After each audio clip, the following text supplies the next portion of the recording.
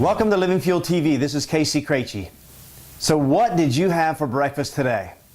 I have been asking this question a lot lately, and it seems that the more information that comes out about what one should have for breakfast, the less people change what they're having for breakfast. It is remarkable. So I asked the question, what did you have for breakfast today? What I typically receive is, oh, this morning I had a banana and a cappuccino, or I had a bowl of cereal, or I had nothing at all, or I went by the fast food restaurant and got a breakfast sandwich, and so on. Breakfast is critically important. You've heard it all of your life, but few people are making the changes necessary to impact the rest of their health. Now, research is showing that not only do you need significant protein at every meal, that the more of it, maybe 40% of your daily intake, ought to come at the breakfast meal. So, if you've read Chapter 11 of the Super Health Diet, where I lay it out with all the evidence, I invite you to look at it if you haven't seen it, that you probably need more protein than you're getting.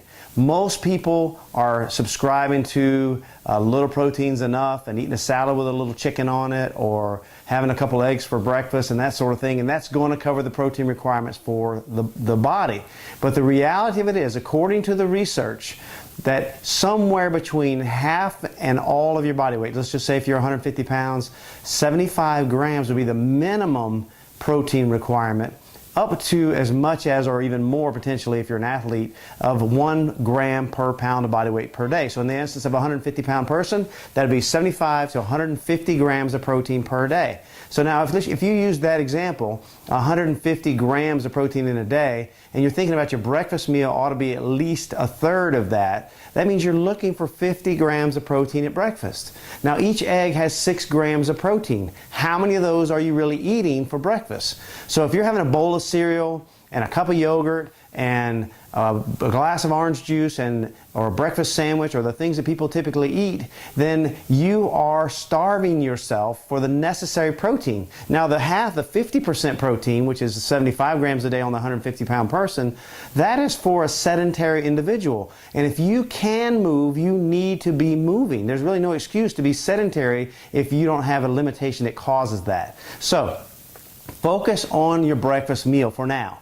Now, we always talk about a high-protein super smoothie because the body requires a lot more than just protein or just carbohydrates to get you going in the day. So when you think about breakfast, you are setting up what you're going to eat for lunch. So if you have an insufficient breakfast or a high-carb breakfast like most people have, or just a touch of protein, you're going to have a late morning crash where you see all these commercials about the stimulant energy that can get you through to lunch and all that sort of thing. That would never be a problem if you established your breakfast. So if you start today and you focus in on, I'm going to have the best breakfast I possibly can, and that breakfast needs to include vitamins and minerals and protein and fiber and all the things. This is not just a throw a couple things together. Your body requires about 50 plus, 53, depending on how you slice them, essential nutrients in every day in order to thrive. If you're deficient in any one of those essential nutrients, I'm talking about essential vitamins, essential minerals, essential fatty acids, essential amino acids, and so on. If you're deficient in any of these things, you're going to have consequences in your health as a result. So focus on your breakfast. Now, if you want to learn more about high-protein super smoothies, we believe that is the best route because you can decide how much protein you're going to have, or you can have it in addition to your meal and manage the fact that you're going to get all of the 53 essential nutrients that you require to thrive. So, if you want more information, there's lots of shows on this subject at LivingFuelTV and lots of writings on LivingFuel.com, or you can read Chapter 11 of the Super Health Diet. I hope you enjoyed it. God bless you and have a great day.